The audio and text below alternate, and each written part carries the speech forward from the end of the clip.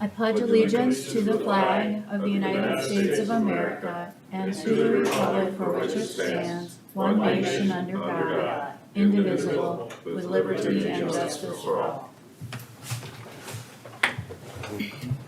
Good morning, everybody. Consider a motion to approve the agenda. Could we? Oh, you know what? Actually, I need an amendment. I need to remove 2 from regular business. I'm sorry, will you repeat that, Madam Chair? I need to remove item 2 from the regular business. I'll make a motion to that effect. Thank you. Sean, will you call the roll? Commissioner Aaron's? Yes. Commissioner Gibbon? Yes. Commissioner Schmidt? Yes. Commissioner Landine? Yes. Then we'll move on to our consent agenda. Consider a motion to approve. So moved, Madam Chair. Thank you. Is there a second? Second. Thank you. I've got a second by Commissioner Aaron's. Sean, will you call the roll? Commissioner Aaron's? Yes. Commissioner Gibbon? Yes. Commissioner Schmidt? Yes. Commissioner Landine?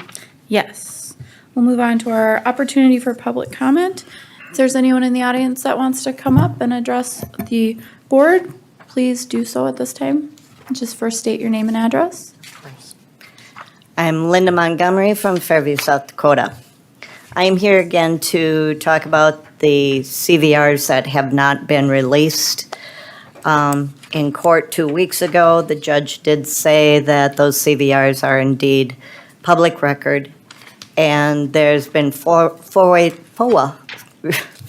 I'm sorry, saying that, get so nervous up here, that there's other public information that has been requested that has not been released yet. I am totally frustrated and discouraged about why we are not being allowed to access to public records. This is basically a freedom of information situation. I'm not sure why we have to go to court in order to get and receive public records. I just don't understand it.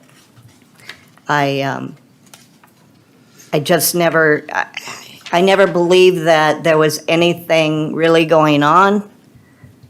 But when we are prevented from seeing the CVRs, seeing what's going on, I feel that then there is an issue of why do a cover-up. And that's what I believe this is. So please, commissioners, Auditor Lund, Sheriff, please release the public records that were requested. If we have to end up in court again, I guess so be it. But I just don't understand why it has to go that far for public records. Thank you. I appreciate the time. Thank you. Anyone else want to come up? If not, are there any commissioner reports? Madam Chair, Yeah. a couple of items.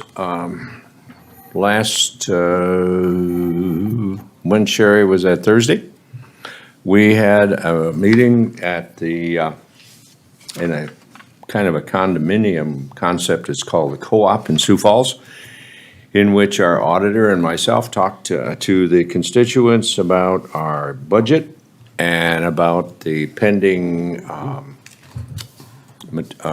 vote that we will have as far as courtrooms are to determination on which program we want to go with. It was well attended, and we had many favorable comments afterwards. I want to thank our auditor for coming in and providing them with a clarity on our budget and our revenue and our expenditures. She did very well. And also, I'd like to toss something else. At our recent convention, Lincoln County received many safety awards, which probably has been overlooked. They have different categories of gold, silver, and platinum. And we have received in all those categories, and that took the time by our auditor to fill that out. So I want to thank her for that. And, well, I know, but you had to assimilate them and stuff like that. So anyway, take a compliment when you can get it. That was actually John Rombo that filled it out. Well, thank you too, John. I know you picked up the award, so I just figured out that you were the person that handed them in. That's all, Madam Chair. All right. First item on our regular business agenda is a quote with Jensen Insurance. Good morning. Good morning. Greetings from the southern end of the county. It's truly a pleasure to be here. It's an honor to allow us to come to visit with you again. I believe very humbly, I think this is year number 43 that we've had the opportunity to come to visit, and we really do appreciate. Thank you very much for your trust and allowing us to do that. During those years, we've been insured with Employers Mutual Companies during that period of time. They're a company that's over 100 years old that specializes in doing public entities, a lot of counties, cities, schools, townships across the nation. They're in all 50 states. And that's where we've been during that period of time. In addition to that, we've got a safety dividend program that we started back in the early 90s, of which we happen to be the agency that's the managing general agency of. I think there's all are part of about 18 or 19 counties that are in that program. And it allows EMC to focus on that class of business and adjust accordingly. It also allows us to pay a dividend if we can ever get 3 good years put together that are profitable. And that's sometimes tricky to do. Mainly the claims are mainly from the roads and can be pretty significant claims. So it's been kind of few and far between in the dividend world, but it does still allow them to focus on that class of business. Just a couple comments about the trends that are affecting the insurance industry today. That EMC produces a publication in 2020, there were 22 natural disasters in our country with damage over $1 billion each. In comparison, over the last 40 years, that average is 6.6. So you can see the trend in the insurance world, and the claims are just skyrocketing. In addition to that, for the last 6 years, 6 consecutive years from 2015 to 2020, there's been at least 10 weather-related disasters in our country. And we got another one brewing right now. I heard this morning on the radio that this Hurricane Ian is scheduled to be a 4, getting close to a 5 when it hits land. And just another one. And these are all typically reinsured, but they all affect us a little bit, even like the derechos we've got here affect us a little bit. So we've got a trend in our property claims that are concerning, if you will. Also, in the world of trends, the commercial auto continues to be a bit of a problem, mainly from distracted driving. That continues to haunt the claims world as they continue to have a number of claims in that area. So all the companies are struggling with being profitable in the commercial auto area. So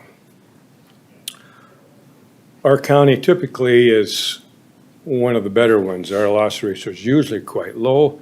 This last year, we've had a little bit of a rougher year. Our loss ratio last year was about 70%, which normally it's closer to about 17, or lower. But we've had a few claims this last year that have increased the activity and bring our loss ratio up to that. However, even with these claims, you would think that in the cost of inflation and repairs and everything, you'd think we'd be bringing a pretty hefty increase, but fortunately, we're bringing a very modest increase of about 3.4%. And we're pretty pleased with being able to bring that to you folks. That's the actual rate increase. The premium is up a little more than that because our property values are up about 7%, just to try and keep up with the inflation. Our inland marine values are up about $156,000. We've got a couple new vehicles, so you know, you're probably looking close to about 7 when you add those things into it. So roughly, that's where we're at. So that's just a little summary about what the industry is doing. The players still remain primarily EMC in the pool. That's who we compete with on a regular basis. And with that in mind, I think I'll turn it over to son Zach. He's going to hand out a little summary and explain the coverages a little more in detail this year. Thank you.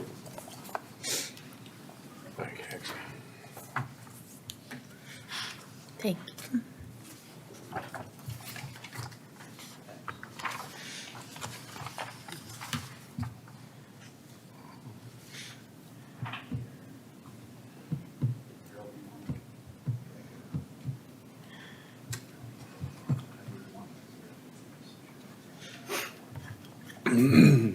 So what you have there is a is a summary of which we'll briefly run over. The first piece you'll see on the summary is a review of the property, and the second handout is the statement of values, which shows the value we have on each building. I'm not going to go through each building, but you'll see we have a total, our total property, we're at about 43 million in total property.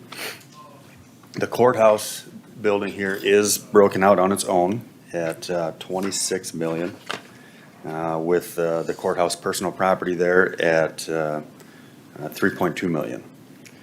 And as Mark had mentioned, the inflation factor is about 7% in property value, total value. Deductible, the all-peril deductible is $5,000 with a wind and hail deductible of $10,000. All the properties insured for pretty much everything except flood and earthquake. Those are the two primary exclusions that we have built into the property.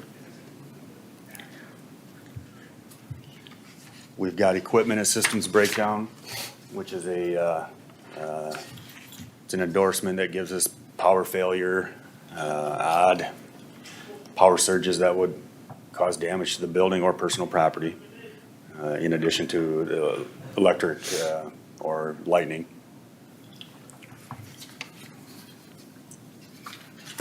The advantage of being on a blanket where we're at, we're not limited to one particular value per building. You know, we have a total value of 43 million. You know, if a tornado or a catastrophic event were to come through, that's kind of our cap, is at that 43 million, but we're not really limited. We are limited on the courthouse. That is specifically insured, but all the other buildings, we're not limited to that particular amount that you'll see on the statement of values.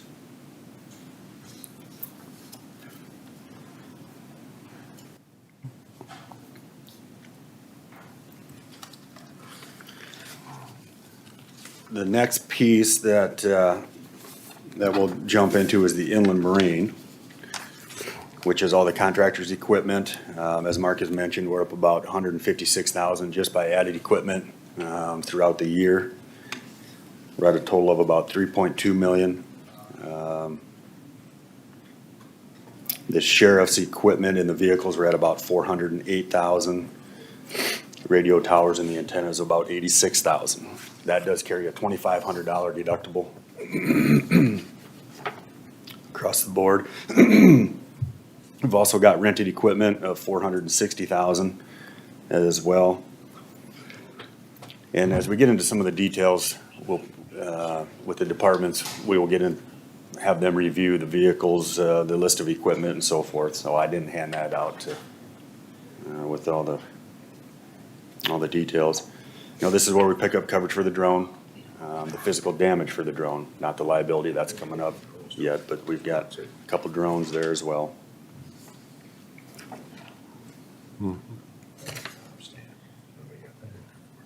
Next, we've got the business auto. I think we've got 115 vehicles. We've added a couple this year. We've got $1 million limit of liability for the vehicles going down the road, and medical payments of $5,000. The medical payments are not on every vehicle.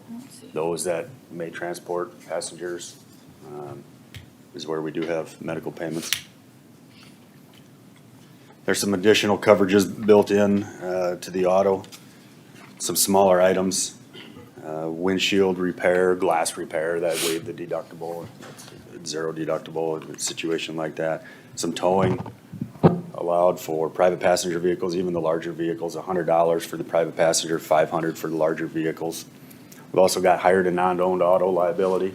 If we were to borrow or rent or loan or lease a vehicle from somebody or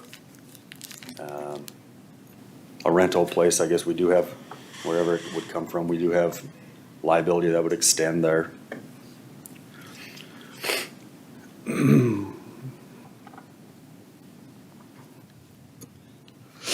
A handful of the vehicles will have comp and collision on, not all of them, but our deductible there's $1,000 for comprehensive and collision.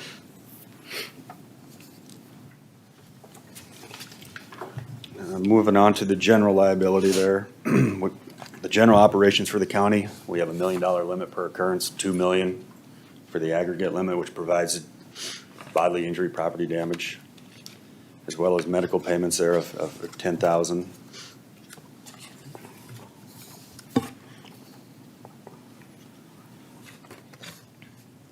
The general liability also picks up the the fair board, the weed board, nurses liability, employee benefit liability as well.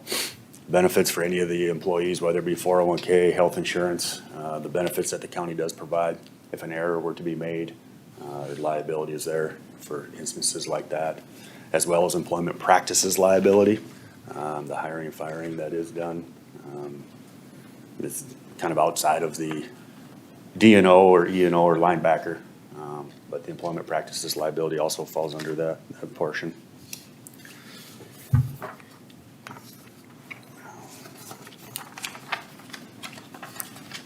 We've also got the drone liability, which does carry a separate limit of $100,000.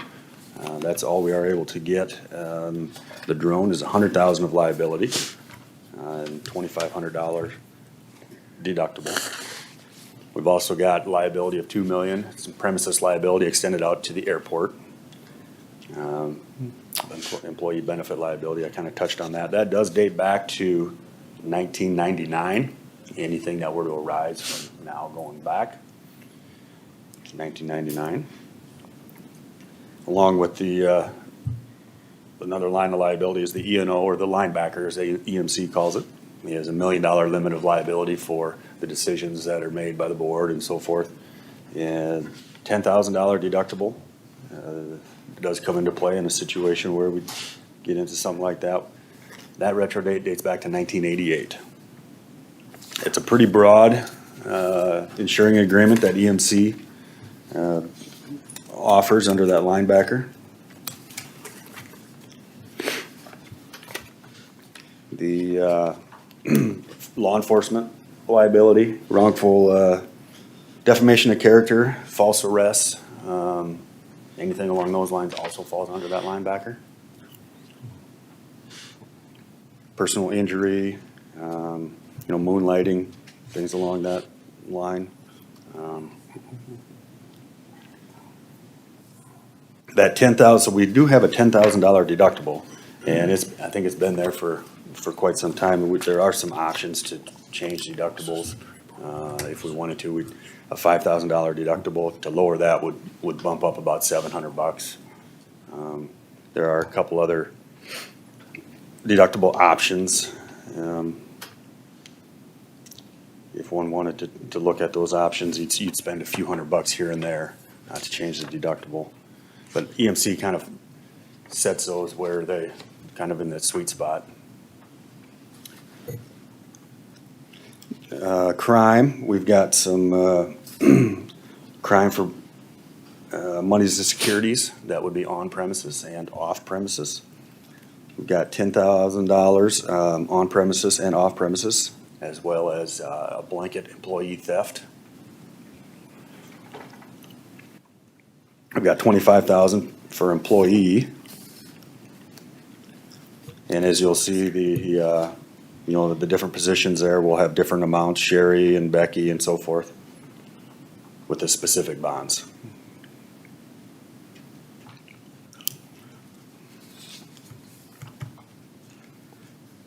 And lastly is the data compromise, cyber coverage, which,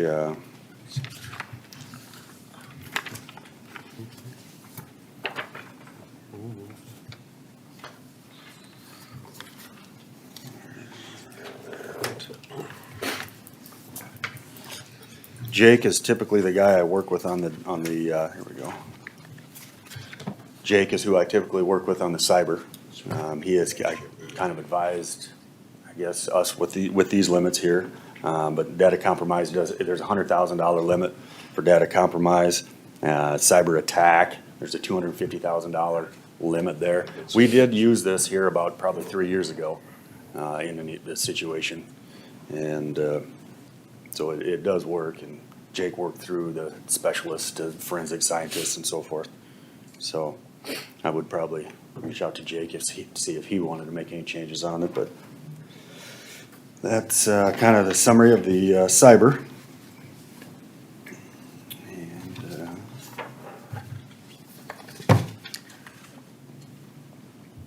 other than that, any questions on any of the on the different lines? No questions. I mean, how will it affect the quote? For instance, all the old fairgrounds in Canton. I think we're gonna be done with that in about 6 months. Okay. So all those will probably be able to come off at that time. All the buildings? Mm-hmm. Yep. As far as we could figure out what the rate is and which buildings are. Sure. But yeah, we can take those off and. Okay. And I don't have the exact dates, but our legal counsel would have those. Mhm. So, all right. That's all I had. Anybody else have any questions, comments? Hey, Mark or Zach, first of all, I want to welcome you guys to my neighborhood up there in Sioux Falls. I noticed your building is right across from mine there. Oh. So welcome to my neighborhood. But second of all, you said our loss ratio this year was up 70-30. Could you just maybe tell the commission, but more importantly, the public, what some of the significant losses were for the county this year that had to be covered? I think I can answer that. There's maybe 3 or 4 that's got some reserves on them of significance. I think there may be a couple of auto claims that might still be open of significance. And sometimes the companies put bigger reserves on them than what are really needed. And I think there's a couple reserves on linebacker claims, on claims. There's a couple reserves there, so. Okay. Thank you. Yeah. And it doesn't really take much when they put reserves on there to get up to 70%, so hopefully they'll get them resolved less than that. So I don't think it's going to be hopefully a problem for us going down the road, so. All right. But this quote includes 3.4% now, correct? Yep. Yep. Is it normal under Section 7 that the treasurer's office is insured for more than the other 3 departments that you made mention? Yeah, and Jim, I don't know how we really came up with those numbers, maybe just by the dollars that they handle perhaps. Those are just additional bonding limits that were assigned some time ago. They can sure be changed to any amount, of course, but that's probably why. Mm-hmm. Yeah. Any other questions or comments? And I can just add to that, there's 25,000 on all the employees. That can be changed as well. It does include faithful performance of duty for any issues or mistakes that could be made along the way. That comes under that bonding coverage. So it's pretty broad. And I think maybe we did look at that at one time. Do I have that written on there, Zach? Oh, yeah, we did look at that, perhaps increasing the limit on the per employee to 50,000 and 100 in the past. And at that time, 50 was about $125 a year more, and 100,000 was $259 a year more, just for your information. Bill, do we need to act, are we looking for a motion? Do we need action on this?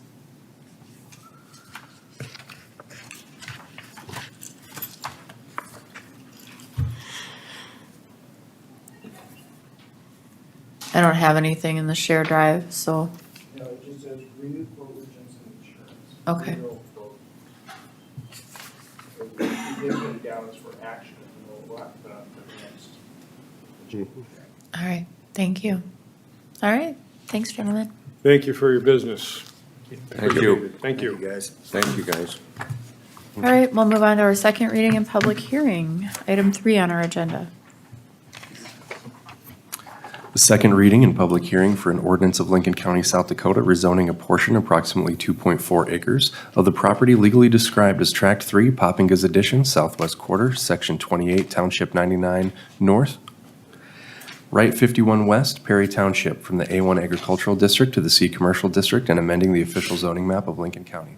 The Planning Commission recommends approval 5-0. Location is 46622 278th Street. Good morning, Commissioners. Toby Brown, representing County Planning Department. The applicant for this item is Allie McLeod. The location is approximately 600 feet to the east of the Lennox corporate limits. The comprehensive plan identifies this particular parcel as an urban expansion area with the city of Lennox. The applicant has been in communication with the city of Lennox regarding the proposal, and the city of Lennox has had no objections to the proposal. As was noted, this subject property is currently zoned A1 agricultural. This property has been replatted by the city of Lennox, and this piece over here to the west would be the 2.04 acres that is being proposed for the rezone to commercial. Property adjacent to the west was rezoned to commercial in 1999, and that was part of the Jerry's Auto Sales complex, and it is currently utilized for commercial uses, auto sales. As mentioned, the subject property was just recently replatted by the city of Lennox. The adjacent property to the east, which was part of this parent parcel, is operated by the Faith Presbyterian Church, which is currently still going to operate that on the property. The applicant has submitted a concept plan with the application, which identifies a proposal to construct an event center, specifically weddings and other types of events on the property, and is proposing to construct an approximately 8,000 square foot building, which will be utilized for that. This property is accessed by the county highway, and so the highway department has worked with the applicant and the adjoining property owner to come up with a solution as far as access on the property, and that has been approved by the county. And so with that, as mentioned, the Planning Commission did recommend approval of this. Staff has received no comments at the Planning Commission public hearing or since that public hearing to today regarding questions or comments regarding this application. As mentioned, I did have conversations with staff from the city of Lennox, and they did support the application with it. With that, I'd be happy to answer any questions that you have for staff at this time. Thank you, Toby. Anybody have any questions? If not, is the applicant present? The applicant is on the phone. Okay. Toby, is this Good morning. Good morning. Can you go ahead and just Hi. identify yourself and tell us what you want us to know about your plan? Yes. Well, first of all, thank you, Toby, for doing that. I would give anything to be there right now. There's just a huge miscommunication about the time, unfortunately. And so, yes, we plan to open the event hall. All communications with the church are great. I've done everything I can to communicate with everyone around me about the plan. And it's kind of been already announced publicly in hopes that I would get it out there as soon as possible. I understand that it needs to be published in the paper if approved for the next 20 days. And as far as I'm aware, everyone's a go for it, which is great. It's nice to have the support of the city, and everyone in the town seems to be very excited about it as well. Is there anything specific that I could answer. I love talking about it, so I could go on and on about the theme and the plan and different events. But is there anything specific that you have for me that I could answer? Any of the commissioners have any questions for the applicant? Do you plan to more or less gut the existing church and use, because there was kind of an L-shaped situation. I've been by there a bazillion times. So what kind of format are you going to have for that building? Can you kind of go through that? Yeah, absolutely. So the church is an L shape. It goes east and west, and then a portion of it drops south. And then they have a gravel parking lot. But the parking lot to the west of the church is more like a thin strip of gravel. They utilize more of the south front portion, I guess. And so the church and I agreed on a property line, which would be the back entry of their, I don't know how to word it. Anyways, we agreed on a property line that runs north and south along their gravel parking lot. And so the 2.4 acres, I'm not sure if they have a picture up for you there or not right now with the plan. But the building itself will run the long way, east and west. The parking lot would be in front, and there will be a patio in the back. And per the site plan, and if you want to talk about how it's fitting on there, the church has seen it, and there's plenty of room on either side. Obviously, we're able to get everything in there by code. And the new access will obviously really be beneficial. The church that was the only thing they were honestly concerned about even a little bit, was having their access either torn up or not accessible. And so we came to the agreement that I would just pay for a new one, make it twice the size, and then they would have their own side and I would have mine. Does that answer your question? Yes. And it's hard when I can't see if you do have a picture or not. I apologize for that. Thank you. Thank you. Anybody else have any questions for the applicant? This is Commissioner Gibbon. I guess down the road and so on and so forth, maybe this is an appropriate question or isn't. Will you be applying ever for an alcohol license? The plan currently is just for beer and wine. I could apply for one right now. It's about $25,000. And I just financially don't see a need to do it. I feel comfortable only doing beer and wine, not liquor, I guess. So yes, I will be applying for an alcohol license. And I don't see myself applying for a liquor license even in the future. There is a plan to annex if that becomes available.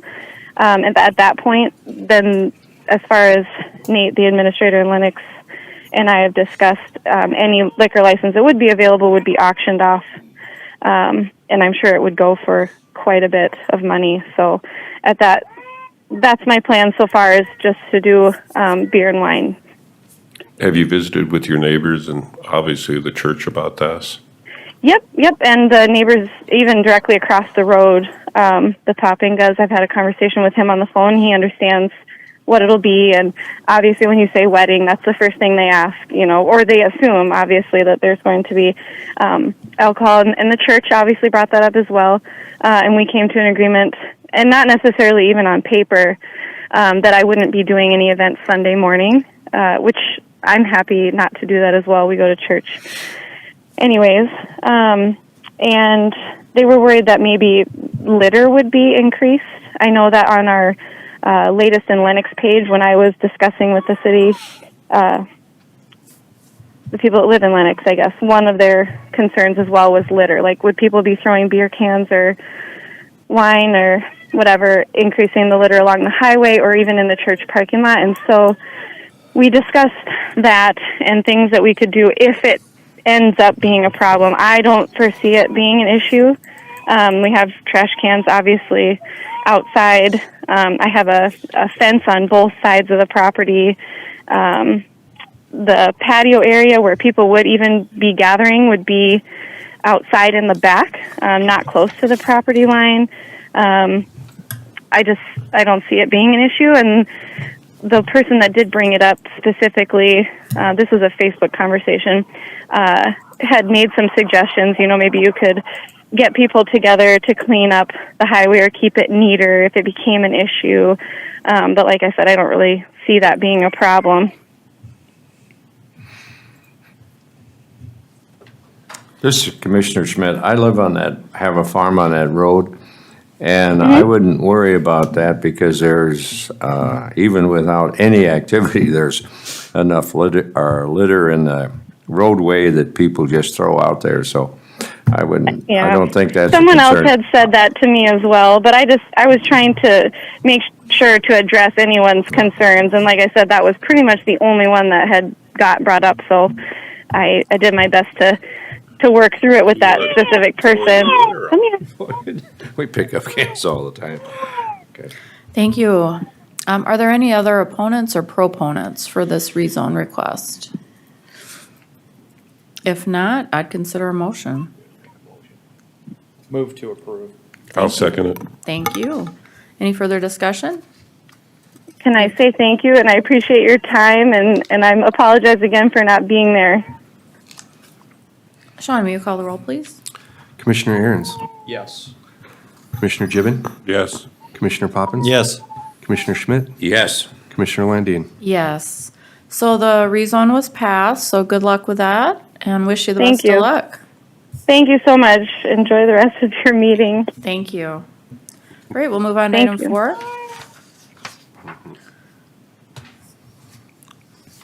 Morning. Morning.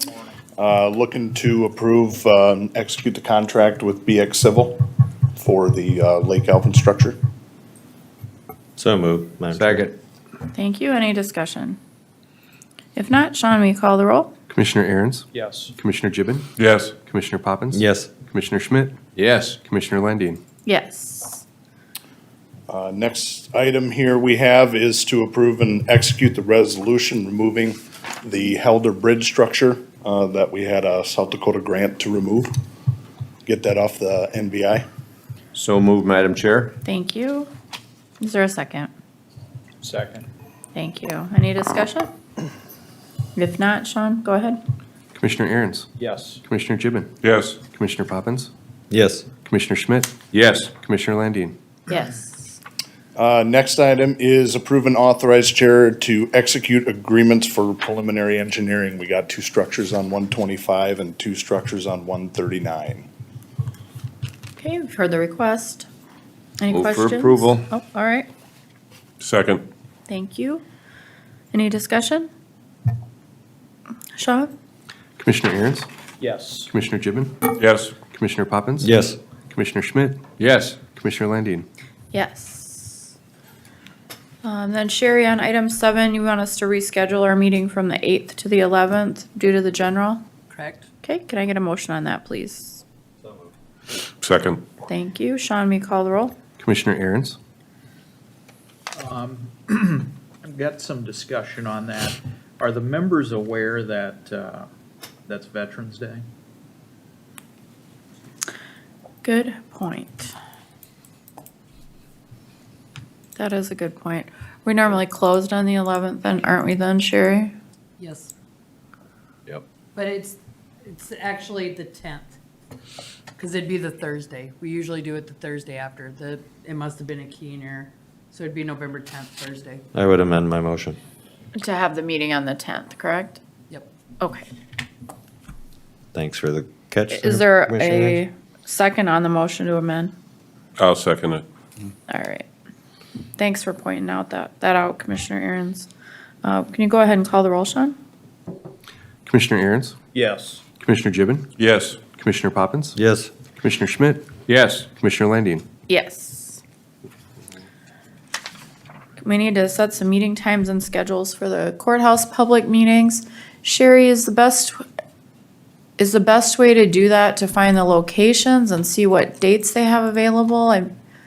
Or how do you want to handle it?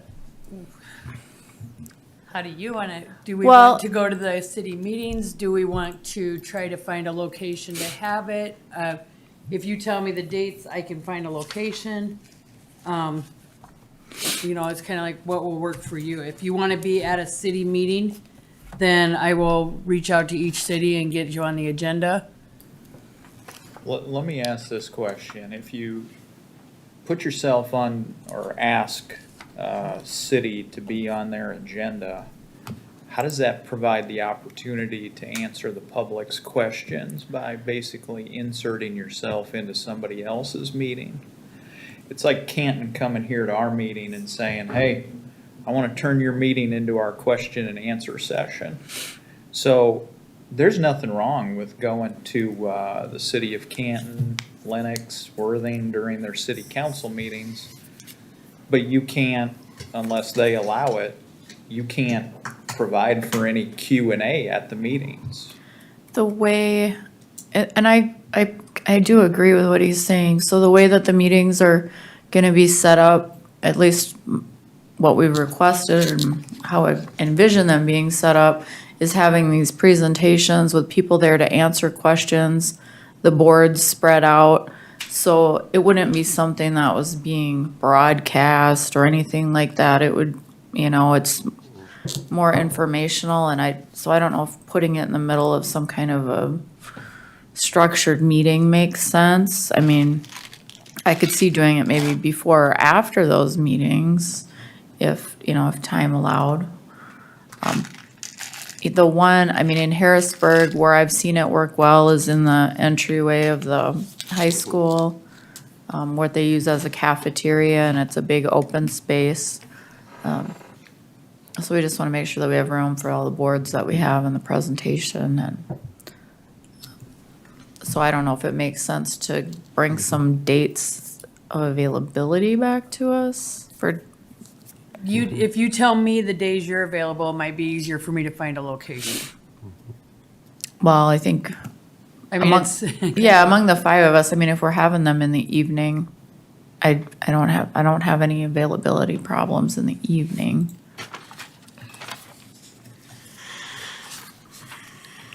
Yeah, and I think the public is more available in the evenings too.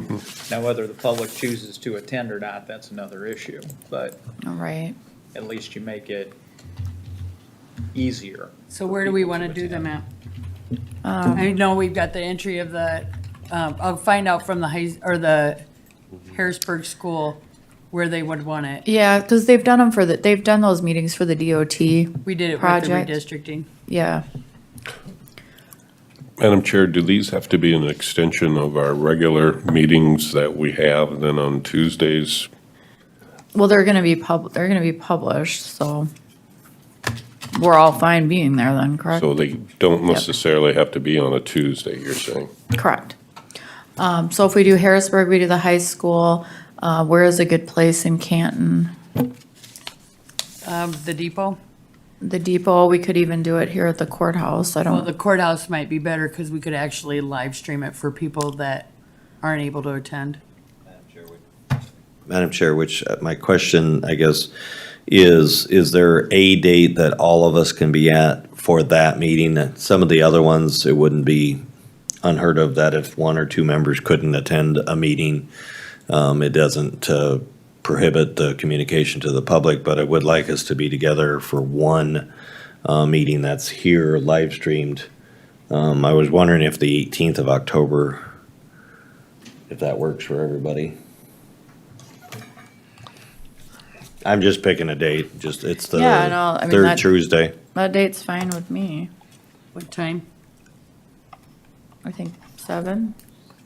Or you could do it, it's gonna be more open house style, so, I'd say 6 to 8, maybe, 6 to 7:30. And then the public that couldn't attend other meetings to do, we could set up a ability for those to call in for that one. So when we do the one here, are we doing a presentation style? No, so. No. The way it's gonna be set up is there's a short video with slides that's going to run in a loop every, 5-10 minutes, depending on what the final length of that ends up being. That would be separate. And then we would have boards set up, hopefully with commissioners and architects and people there at the boards to help answer questions and explain things. And then I'm also hoping to have some kind of handout for folks in case they, people are busy, if they want to stop in and grab a handout, or if they want to take one after they're done so they can maybe process things a little more, that would be helpful. So I don't envision it as being a meeting per se. Right, so that it wouldn't necessarily be live streamed, is what I'm saying. Correct. I think we can put our presentation, the video presentation, we can probably put that on the website. Yeah, yep. And if, the fact sheet or the different slides, so at least that's what we've been talking about and putting these together. Madam Chair? Yep, go ahead. If we're having one in Canton or in the depot and we're having one in Harrisburg, I think that it's incumbent that we have one, at least make an effort to be in all of the areas, because this is a pretty critical issue confronting all the taxpayers. So why wouldn't we put one in Lennox, and why wouldn't we put one in Hudson? Why wouldn't we put one in Worthing? Why wouldn't we put one in Sioux Falls? That's what we're talking about right So now. you're looking for locations? Correct. I'll find the locations if you tell me the dates. Yeah. Because like the T-City Hall, I could probably get that. The Worthing Fire Hall, I could probably get that. I have the Hudson Fire Hall, but I need dates. Why don't we just do them every week? The Yeah. 11th, the 18th, the 25th. Just on Tuesday nights at all of the places where we can find available space. At least as a starting point. Do we have any timeline on when we're actually gonna be trying to make a decision on how to move forward on this? I envision us making that decision, November? I would hope mid to end November. Okay. It's just. That was my costs- thoughts by Thanksgiving, I guess. Costs continue to rise exponentially. The longer we wait, any selection that we make is just costing taxpayers more and more, so. So I've got 6 weeks between October 11th and October 15th. And you can fit all them in on that time frame? Well, I'm gonna have to look. Yeah. If you wanna go to Hudson and Fairview and, Well, not every commissioner has to go to all of those. So you could send 2 commissioners to some of these.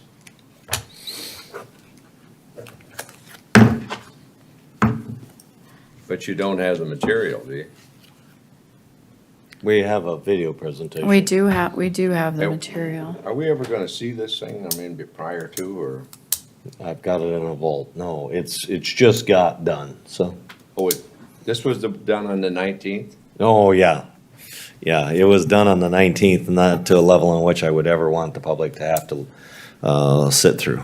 so it's, Fortunately, our staff took it upon themselves, Commissioner, to revamp a much better presentation for the public to get the information and assess where we've been and how we've gotten to this point. So Sherry, does that make sense, or yeah, do so you I've have what got you 5 need? places, the entryway of the high school, the courthouse, Lennox, T-City Hall and Worthing. That takes me 5 places, so.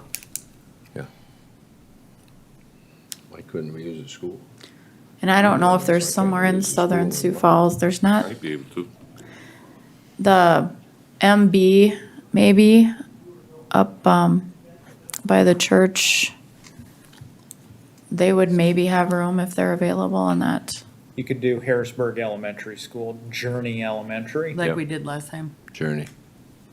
Lennox High School. Yeah, the high school foyer works great.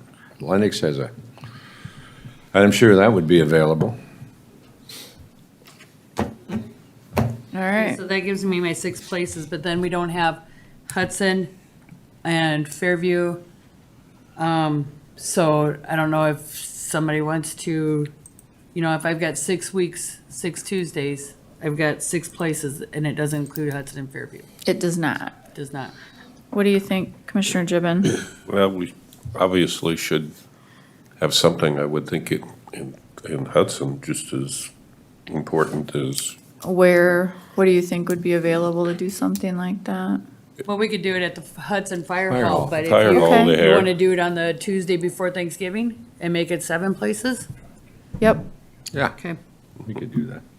I mean, I guess I shouldn't obligate him to it. I can call and find out. Right.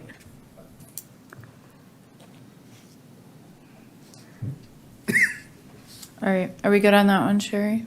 Sure. Thank you. Next item is talking about purchase of a Canton property. Is that, I don't know, did Bill think that needed to be an executive or? All right, well, we have Commissioner Aaron's and Commissioner Poppins on that, so who wants to tee that up? Thank you, Madam Chair. Commissioner Poppins and myself had an opportunity to speak to the current owner of the bank building right across from us here. We've discussed with council and other commissioners that the purpose of this issue today is for the board to take action to make an offer on that building. The reason that, just so the public knows, the reason that we're considering purchasing the building is because apparently we're running out of space here in this courthouse. The building is up for sale. There's been, for the last decade, I think commissioners have discussed wanting to buy that property. Building is pretty solid. We've all had a chance to tour it. I think now is the time, if the commission is so inclined, to take action to acquire that building. Madam Chair, I concur with Commissioner Aaron's on most parts. This is a decision I wish we weren't in, but unfortunately we are. And to lend us with flexibility moving forward with what looks to be one of the very viable options of maintaining this location, it would be encumbered of us to acquire it some other space. Although not ideal, I think it is a viable option, and will support making the purchase or trying to purchase with the caveat without making significant remodeling changes to the building, using for practical purposes as much as is for current and near future uses. Okay, so this is on our agenda to approve a purchase. We don't have a contract, we don't have a price, correct? What we're looking for, Madam Chair, is authorization to get into negotiation with the owner and come back with hopefully a offer. Okay, is that your motion, Commissioner? I will offer that motion. I'll second that. All right, any further discussion? If not, Sean, will you call the roll? Commissioner Aaron's, Yes. Commissioner Gibbon, yes. Commissioner Poppins. Yes. Commissioner Schmidt, Yes. Commissioner Landine. Yes. Move on to item 10 on our agenda. I don't know, Bill just stepped out. Commissioner Gibbon, do you want to take that one? Yes, I've been in contact with Alliance Communications. They have notified me, as you probably saw in your packet, they are interested in acquiring a small area of land close to our highway department. Again, making reference of a telecommunications, I believe it is, or an infrastructure hut to eventually provide more service to area in the southern part of our county. And particularly, there's a lot of, I guess, area that need to be addressed for better service with internet and broadband, et cetera, et cetera. So again, as you probably did see, they are interested in the purchase of 1 acre of land. I think you kind of see that location. So it's a matter of if we want to enter into some kind of a agreement with them or have the state's attorney look into the possibility of, I guess, selling. Mr. Golden, did you have any input into that? Because wouldn't we have to, if we own it, we'd have to split it off and surplus it? You'd have to split it off, surplus it. You'd also have to make it available for the rest of the public, either through bids or through a realtor.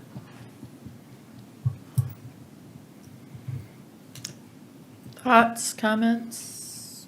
I'm not opposed to making that happen, because we don't have people jumping out of their seats to want to buy county land and property, and it's apparently not being used up there.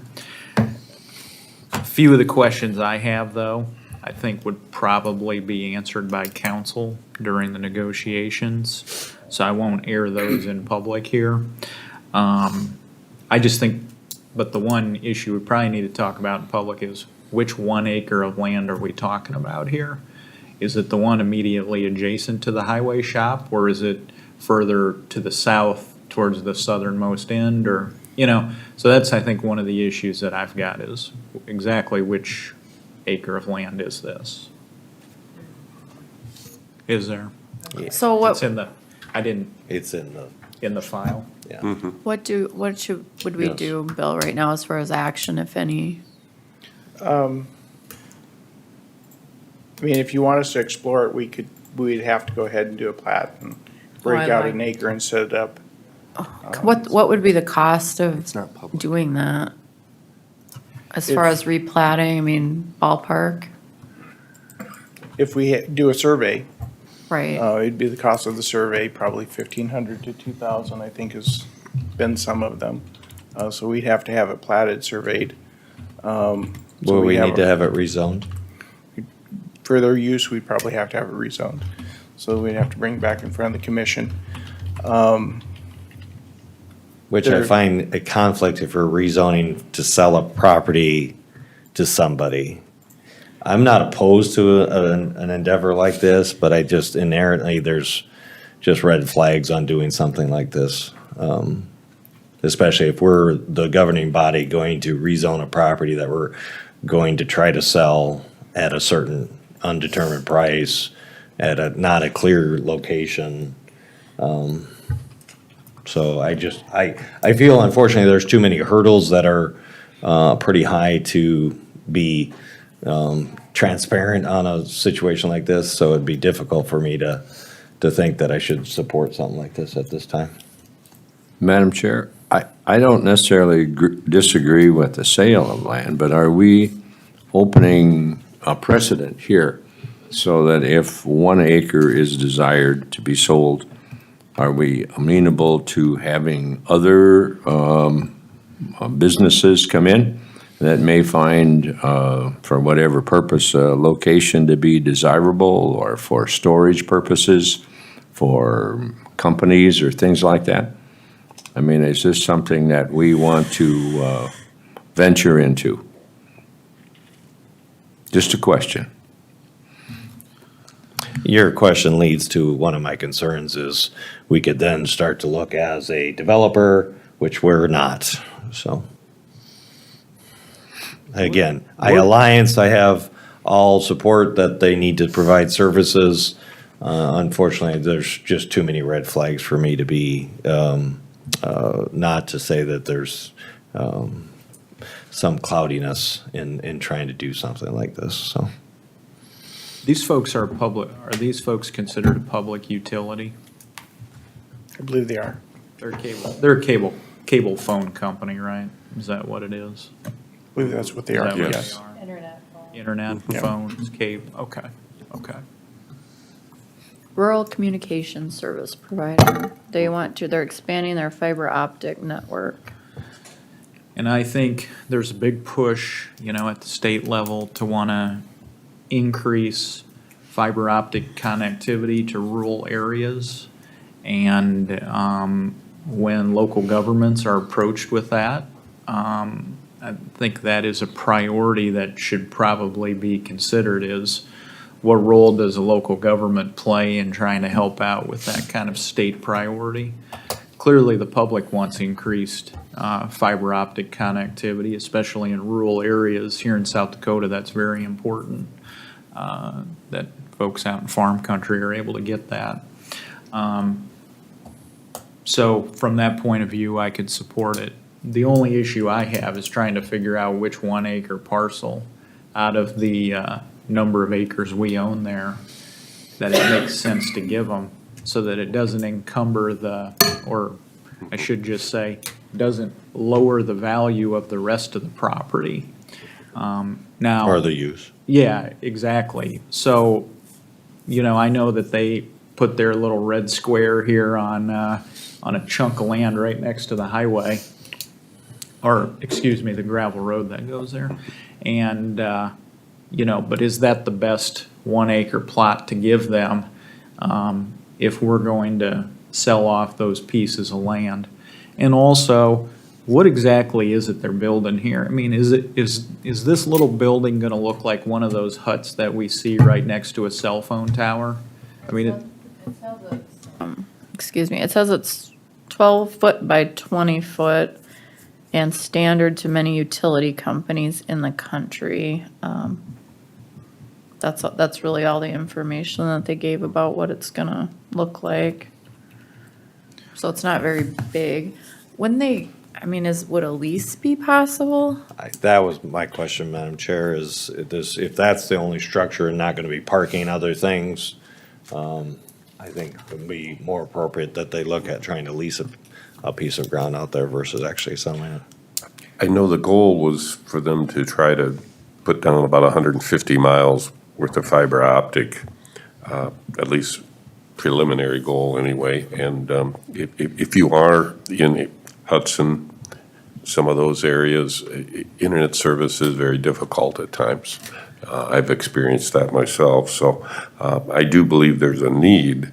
It's just a question, is this the right fit? well, can we do this, not sign off on this today?